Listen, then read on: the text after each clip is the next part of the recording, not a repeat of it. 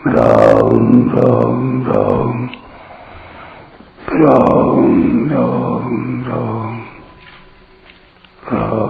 राम राम नारायण नारायण। बीजं मां सर्वभूतानां वेद्धि पार्थ सनातनम्।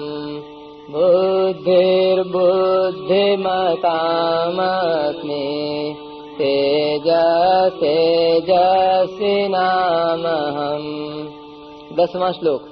हे पृथानंदन, संपूर्ण प्राणियों का अनादि बीज मुझे जान। बुद्धिमानों में बुद्धि और तेजस्वियों में तेज मैं हूँ। व्याख्या। बीजम माम सर्वभूतानां विद्धि पार्थ सनातनम। हे पार्थ, संपूर्ण प्राणियों का सनातन बीज यानी अविनाशी बीज मैं हूँ, अर्थात सबका कारण मैं ही हूँ। विद्धि पद पर टिप्पणी। इसी अध्याय के 6 श्लोक में भगवान ने उपधारय कहा और यहाँ विद्धि कहते हैं। इसका तात्पर्य यह है कि मात्र संसार में सार रूप से मैं ही हूँ। इस बात को समझो और समझकर धारण करो। समझकर धारण करने से असली प्रेम जागृत हो जाता है। संपूर्ण प्राणी बीज रूप मेरे से उत्पन्न होते हैं, मेरे में ही रहते हैं और अंत में मेरे में ही लीन होते हैं। मेरे बिना प्राणी की स्वतंत्र सत्ता नहीं है। जितने बीज होते हैं वे सब वृक्ष से उत्पन्न होते हैं और वृक्ष पैदा करके नष्ट हो जाते हैं, परंतु यहाँ जिस बीज का वर्णन है वह बीज सनातन है, अर्थात आदि अंत से रहित, अनादि एवं अनंत है। इसी को 9वें अध्याय के 18वें श्लोक में अव्यय बीज कहा गया है। यह चेतन तत्व अव्यय अर्थात अविनाशी है। यह स्वयं विकार रहित रहते हुए ही संपूर्ण जगत का उत्पादक, आश्रय और प्रकाशक है तथा जगत का कारण है। गीता में बीज शब्द कहीं भगवान और कहीं जीवात्मा दोनों के लिए आया है। यहाँ जो बीज शब्द आया है वह भगवान का वाचक है, क्योंकि यहाँ कारण रूप से विभूतियों का वर्णन है। 10वें अध्याय के 39वें श्लोक में विभूति रूप से आया बीज शब्द भी भगवान का ही वाचक है, क्योंकि वहाँ उनको संपूर्ण प्राणियों का कारण कहा गया है। 9वें अध्याय के 18वें श्लोक में बीज शब्द भगवान के लिए आया है, क्योंकि उसी अध्याय के 19वें श्लोक में सदसच्चाहम अर्जुन पद में कहा गया है कि कार्य और कारण सब मैं ही हूँ। सब कुछ भगवान ही होने से बीज शब्द भगवान का वाचक है।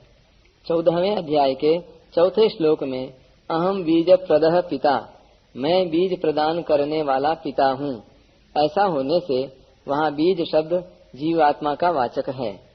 बीज शब्द जीवात्मा का वाचक तभी होता है जब यह जड़ के साथ अपना संबंध मान लेता है, नहीं तो यह भगवान का स्वरूप ही है। बुद्धिर्बुद्धिमताम् अस्मि, बुद्धिमानों में बुद्धि मैं हूँ। बुद्धि के कारण ही वे बुद्धिमान कहलाते हैं। अगर उनमें बुद्धि न रहे तो उनकी बुद्धिमान संज्ञा ही नहीं रहेगी। तेजस तेजस्विनामहम्, तेजस्वियों में तेज मैं हूँ। यह तेज दैवी संपत्ति का एक गुण है। तत्वज्ञ जीवन मुक्त महापुरुषों में एक विशेष तेज, एक विशेष शक्ति रहती है, जिसके प्रभाव से दुर्गुण दुराचारी मनुष्य भी सद्गुण सदाचारी बन जाते हैं। यह तेज भगवान का ही स्वरूप है। विशेष बात, भगवान ही संपूर्ण संसार के कारण हैं। संसार के रहते हुए भी वे सब में परिपूर्ण हैं और सब संसार के मिटने पर भी वे रहते हैं। इससे सिद्ध हुआ कि सब कुछ भगवान ही हैं। इसके लिए उपनिषदों में सोना, मिट्टी और लोहे का दृष्टांत दिया गया है कि जैसे सोने से बने हुए सब गहने सोना ही हैं, मिट्टी से बने हुए सब बर्तन मिट्टी ही हैं और लोहे से बने हुए सब अस्त्र शस्त्र लोहा ही हैं, ऐसे ही भगवान से उत्पन्न हुआ सब संसार भगवान ही है। परंतु गीता में भगवान ने बीज का दृष्टांत दिया है कि संपूर्ण संसार का बीज मैं हूँ। बीज वृक्ष से पैदा होता है और वृक्ष को पैदा करके स्वयं नष्ट हो जाता है, अर्थात बीज से अंकुर निकल आता है, अंकुर से वृक्ष हो जाता है और बीज स्वयं मिट जाता है। परंतु भगवान ने अपने को संसार मात्र का बीज कहते हुए भी यह एक विलक्षण बात बताई कि मैं अनादि बीज हूँ, पैदा हुआ बीज नहीं हूँ। बीजम माम सर्वभूतानाम विद्धि पार्थ सनातनम। और मैं अविनाशी बीज हूँ, बीजम अव्ययम। अविनाशी बीज कहने का मतलब यह है कि संसार मेरे से पैदा हो जाता है, पर मैं मिटता नहीं हूँ, जैसा का तैसा ही रहता हूँ। सोना, मिट्टी और लोहे के दृष्टांत में गहनों में सोना दिखता है, बर्तनों में मिट्टी दिखती है और अस्त्र शस्त्रों में लोहा दिखता है, पर संसार में परमात्मा दिखते नहीं। अगर बीज का दृष्टांत लें तो वृक्ष में बीज नहीं दिखता। जब वृक्ष में बीज आता है तब पता लगता है कि इस वृक्ष में ऐसा बीज है जिससे यह वृक्ष पैदा हुआ है। संपूर्ण वृक्ष बीज से ही निकलता है और बीज में ही समाप्त हो जाता है। वृक्ष का आरंभ बीज से होता है और अंत भी बीज में ही होता है, अर्थात वह वृक्ष चाहे 100 वर्षों तक रहे, पर उसकी अंतिम परिणति बीज में ही होगी। बीज के सिवाय और क्या होगा। ऐसे ही भगवान संसार के बीज हैं, अर्थात भगवान जानते हैं, वे वृक्ष को ठीक ठीक जानते हैं। और जो बीज को न देखकर केवल वृक्ष को देखते हैं, वे वृक्ष के तत्व को नहीं जानते। भगवान यहाँ बीजम माम सर्वभूतानाम कहकर सबको यह ज्ञान कराते हैं कि तुम्हारे को जितना यह संसार दिखता है, इसके पहले मैं ही था। मैं एक ही प्रजा रूप से बहुत रूपों में प्रकट हुआ हूँ। बहुश्याम प्रजा येय, और इनके समाप्त होने पर मैं ही रह जाता हूँ। तात्पर्य है कि पहले मैं ही था और पीछे मैं ही रहता हूँ, तो बीच में भी मैं ही हूँ। यह संसार 5 भौतिक भी उन्हीं को दिखता है जो विचार करते हैं, नहीं तो यह 5 भौतिक भी नहीं दिखता। जैसे कोई कह दे कि ये अपने सब के सब शरीर पार्थिव हैं, अर्थात पृथ्वी से पैदा होने वाले हैं, इसलिए इनमें मिट्टी की प्रधानता है। तो दूसरा कहेगा कि ये मिट्टी कैसे हैं? मिट्टी से तो हाथ धोते हैं, मिट्टी तो रेता होती है, अतः ये शरीर मिट्टी नहीं है। इस तरह शरीर मिट्टी होता हुआ भी उसको मिट्टी नहीं दिखता, परंतु यह जितना संसार दिखता है, इसको जलाकर राख कर दिया जाए तो अंत में एक मिट्टी ही हो जाता है। विचार करें कि इन शरीरों के मूल में क्या है। माँ बाप में जो रजवीर्य रूप अंश होता है, जिससे शरीर बनता है, वह अंश अन्न से पैदा होता है, अन्न मिट्टी से पैदा होता है, अतः ये शरीर मिट्टी से ही पैदा होते हैं और अंत में मिट्टी में ही लीन हो जाते हैं। अंत में शरीर की 3 गतियां होती हैं, चाहे जमीन में गाड़ दिया जाए, चाहे जला दिया जाए और चाहे पशु पक्षी खा जाएं। तीनों ही उपायों से वह अंत में मिट्टी हो जाता है। इस तरह पहले और आखिर में मिट्टी होने से बीच में भी शरीर या संसार मिट्टी ही है, परंतु बीच में यह शरीर या संसार देखने में मिट्टी नहीं दिखता। विचार करने से ही मिट्टी दिखता है, आँखों से नहीं। इसी तरह यह संसार विचार करने से परमात्मा स्वरूप दिखता है। विचार करें तो जब भगवान ने यह संसार रचा तो कहीं से कोई सामान नहीं मंगवाया जिससे संसार को बनाया हो, और बनाने वाला भी दूसरा नहीं हुआ है। भगवान आप ही संसार को बनाने वाले हैं और आप ही संसार बन गए। शरीरों की रचना करके आप ही उनमें प्रविष्ट हो गए। तत्सृष्ट्वा तदेवानुप्राविशत। इन शरीरों में जीव रूप से भी वे ही परमात्मा हैं, अतः यह संसार भी परमात्मा का स्वरूप ही है। परिशिष्ट भाव।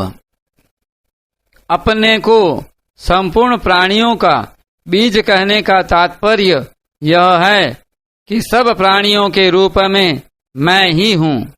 सृष्टि अनंत है, अनंत ब्रह्मांडों में अनंत जीव हैं, परंतु उन अनंत जीवों का बीज परमात्मा एक ही है। अनंत सृष्टि पैदा होने पर भी उस बीज में कोई फर्क नहीं पड़ता, क्योंकि वह अव्यय है। बीजमव्ययम्। उस एक ही बीज से अनेक प्रकार की सृष्टि उत्पन्न होती है। बीज को कितनी ही सूक्ष्म दृष्टि से देखें, उसमें फल, फूल, पत्ते आदि नहीं दिखेंगे, क्योंकि वे उस बीज में कारण रूप से विद्यमान हैं। उस बीज से पैदा होने वाले वृक्ष के दो पत्ते भी आपस में नहीं मिलते। यह अनेकता भी उस एक बीज में ही रहती है। सृष्टि की एक एक वस्तु में अनेक भेद हैं। विभिन्न देशों में मनुष्यों की अनेक जातियां हैं। उनमें भी इतना भेद है कि दो मनुष्यों के अंगूठे की रेखाएं भी परस्पर नहीं मिलती। उनके रूप, स्वभाव, रुचि, प्रकृति, मान्यता, भाव आदि भी परस्पर नहीं मिलते। गाय, भैंस, भेड़, बकरी, घोड़ा, ऊंट, कुत्ता आदि की अनेक जातियां हैं और उनकी एक एक जाति में भी अनेक भेद हैं। वृक्षों में भी एक एक वृक्ष की अनेक जातियां होती हैं। एक एक विद्या को देखें तो उसमें इतने भेद हैं कि उनका अंत नहीं आता। मूल रंग 3 हैं, पर उनके मिश्रण से अनेक रंग बन जाते हैं। उनमें भी एक एक रंग में इतने भेद हैं कि दो व्यक्तियों को भी एक रंग समान रूप से नहीं दिखता। इस प्रकार सृष्टि में एक समान दिखने वाली दो चीजें भी वास्तव में समान नहीं होती। इतनी अनेकता होने पर भी सृष्टि का बीज एक ही है। तात्पर्य है कि एक ही भगवान अनेक रूपों में प्रकट होते हैं और अनेक रूपों में प्रकट होने पर भी एक ही रहते हैं। प्राणियों में अनेकता होने पर भी उनमें परस्पर प्रेम की एकता होनी चाहिए। जैसे कांटा पैर में गड़ता है पर आंसू नेत्रों में आते हैं, ऐसा ही भाव संपूर्ण प्राणियों में रहना चाहिए। सर्वभूत हिते रताः। एकमात्र प्रेम ही ऐसी चीज है जिसमें कोई भेद नहीं रहता। प्रेम का भेद नहीं कर सकते। प्रेम में सब एक हो जाते हैं। ज्ञान में तत्व भेद तो नहीं रहता, पर मत भेद रहता है। प्रेम में मत भेद भी नहीं रहता। अतः प्रेम से आगे कुछ भी नहीं है।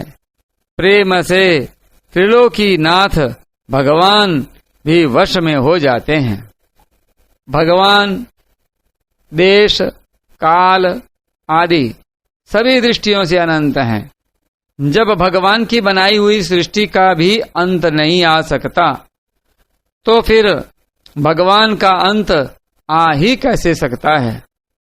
आज तक भगवान के विषय में जो कुछ सोचा गया है, जो कुछ कहा गया है, जो कुछ लिखा गया है, जो कुछ माना गया है, वह पूरा का पूरा मिलकर भी अधूरा है।